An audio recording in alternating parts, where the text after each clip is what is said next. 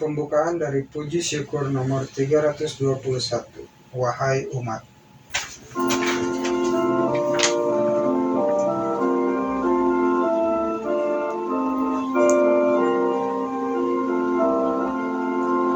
Wahai umat, sampaikan kurbanmu di altar Tuhan Allahmu, dan siapkanlah jiwa ragamu untuk memuji namanya. Walau tak pantas karena dosa, kita percaya pastinya. Unjukkanlah sembah dan kurbanmu, jadikan tanda tobatmu.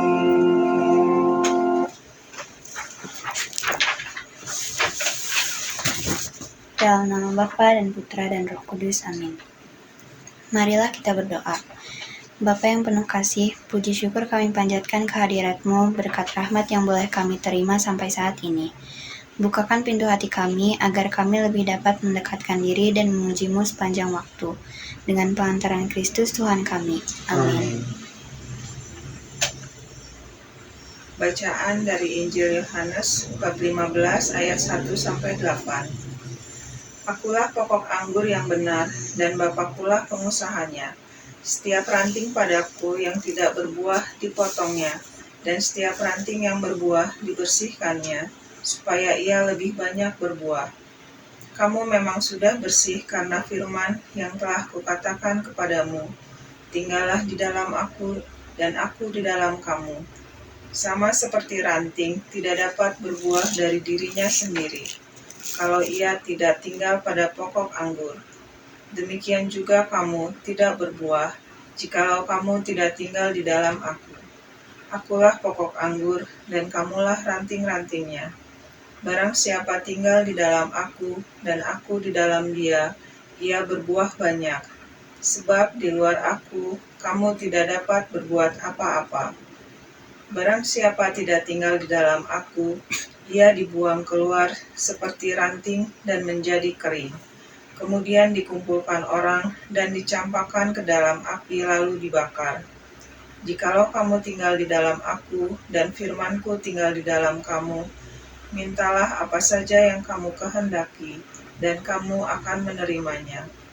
Dalam hal inilah Bapa-Ku dipermuliakan, yaitu jika kamu berbuah banyak, dan dengan demikian kamu adalah murid-murid-Ku. Demikianlah sabda Tuhan. Terpujilah Kristus. Renungan diambil dari Injil Yohanes bab 15 ayat 1-8. Dalam Injil Yohanes bab 15 ayat 5, Tuhan Yesus bersabda, "Akulah pokok anggur dan kamulah ranting-rantingnya." Yesus menggambarkan dirinya sebagai pokok anggur yang benar, dan kita sebagai pengikutnya digambarkan sebagai rantingnya. Yesus adalah pokok tanaman yang menjadi tempat ranting melekat. Ranting yang melekat baik akan dipenuhi dengan makanan dan air, sehingga dapat tumbuh dengan kokoh dan dapat menghasilkan buah yang sangat lebat. Oleh karena itu, ketika kita melekat erat dengan Tuhan Yesus, maka segala kebutuhan kita akan selalu diberikan. Melekat erat berarti hidup di dalam Yesus Kristus dan Dia di dalam kita. Ranting tidak dapat berbuat apa-apa tanpa pokok, karena tidak ada yang memberikan makanan pada dirinya sehingga menjadi kering. Ranting yang tidak bisa tumbuh dengan baik akan dibuang dan dibakar. Kita seringkali mengaku diri sebagai pengikut Yesus, tetapi tidak melekat erat dengan pokok anggur yang benar. Mengaku sebagai pengikut Yesus, tetapi tidak pernah datang kepadanya, tidak berdoa dan bersekutu dengannya, tidak tinggal dalam firman-Nya dan tidak mau mendengar suaranya. Firman Tuhan mengatakan bahwa kita tidak dapat berbuat apa-apa jika tidak tinggal dalam Dia. Kita tidak mampu melakukan apapun tanpa Dia.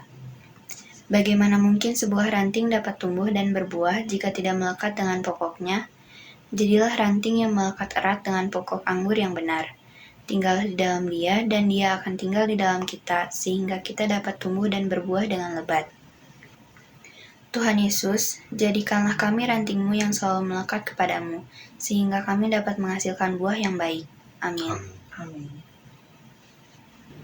Yesus telah berada di tengah-tengah kita. Dialah Tuhan yang menyayangi dan mencintai umatnya dalam kondisi apapun. Maka marilah kita panjatkan doa kepadanya. Bagi bangsa dan negara, Bapa yang Maha Baik, lindungi bangsa dan negara kami. Bebaskan kami dari wabah virus COVID-19, musnahkanlah wabah yang sedang menyebar di seluruh dunia ini. Kami mohon, kabulkanlah doa kami ya Tuhan.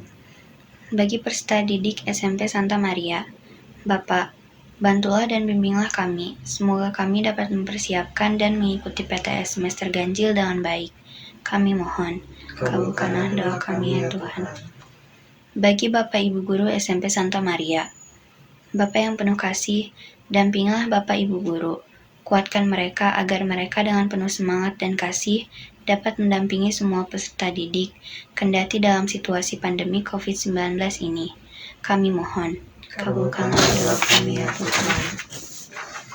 Bagi para orang tua, Bapak, bimbinglah para orang tua agar mereka tetap setia mendidik, mendampingi, membimbing dan merawat putra-putrinya dengan ketabahan dan sukacita. Kami mohon, kabulkanlah doa kami ya Tuhan. Bagi kami di sini, Bapa yang Maha Baik, Engkau telah memberikan rahmat kepada kami.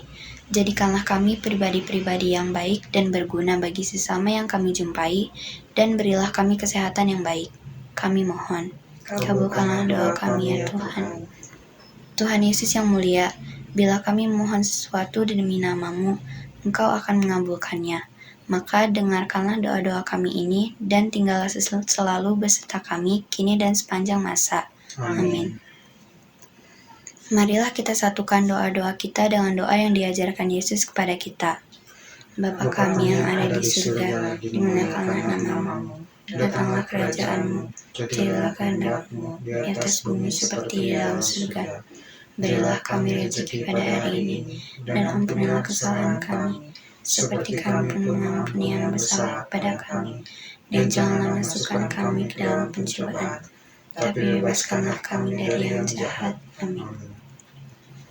Marilah kita berdoa. Allah Bapa yang Maha Kuasa, kami berterima kasih atas rahmat dan anugerah yang Kau limpahkan sepanjang ibadat sabda ini. Semoga bacaan kitab suci dan renungan yang telah dibacakan dapat menjadi pedoman hidup kita di masa yang mendatang. Dengan perantaraan Kristus Tuhan kami. Amin. Lagu penutup dari puji syukur nomor 365. Yesus telah bersabda.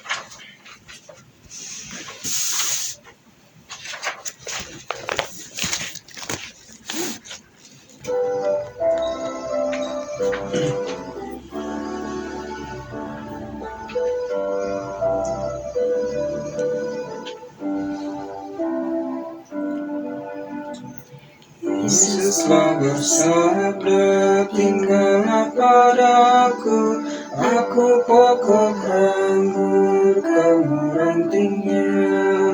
Kini aku utus, wartakan sabdaku, warta sukacita dari Bapakku.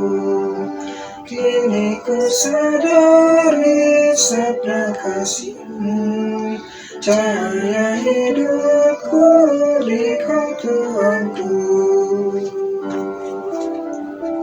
Dalam nama Bapa dan Putra dan Roh Kudus.